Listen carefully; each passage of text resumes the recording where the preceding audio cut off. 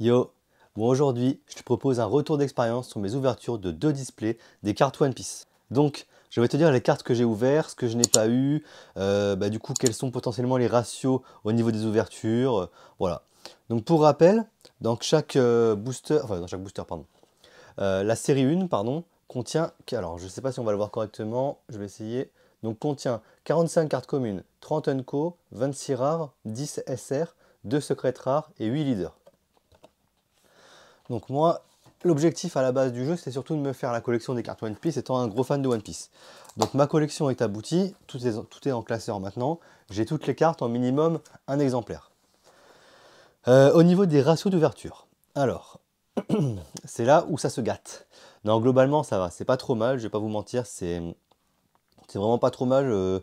Faut savoir que pour une display, j'ai eu forcément un exemplaire de chaque commune, un exemplaire de chaque Unco, un exemplaire de chaque rare. Par contre, je n'ai pas eu un exemplaire de chaque SR et je n'ai pas eu un exemplaire de chaque secret rare. Chose intéressante par contre, quand vous ouvrez une display, vous avez un exemplaire de chaque leader.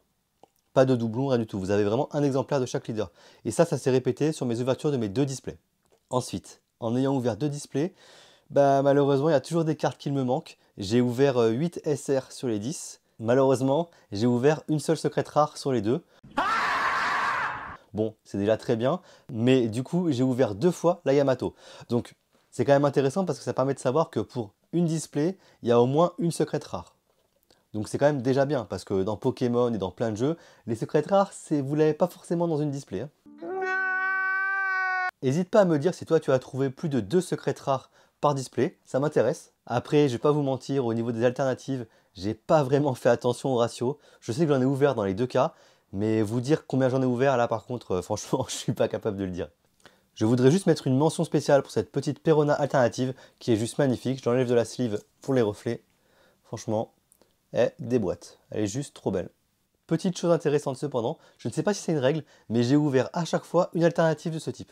Dans chaque display, j'ai ouvert une alternative comme celle-ci. Bon, par contre, les alternatives sur les leaders, moi j'en ai pas vu une seule. Donc soit j'ai pas de chance, j'ai vu plein de personnes ouvrir des boosters achetés à l'unité et les ouvrir. Moi malheureusement j'ai pas eu de chance. Sur 48 boosters, j'en ai pas ouvert une seule.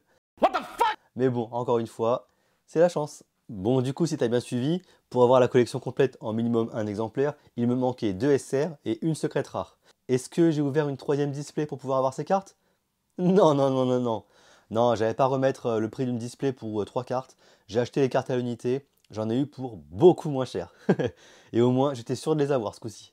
Bon voilà, en ayant ouvert deux displays, je me retrouve avec pas mal de cartes en full set. Donc ça, c'est intéressant.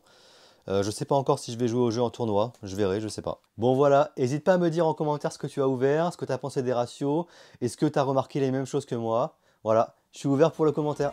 Allez, ciao!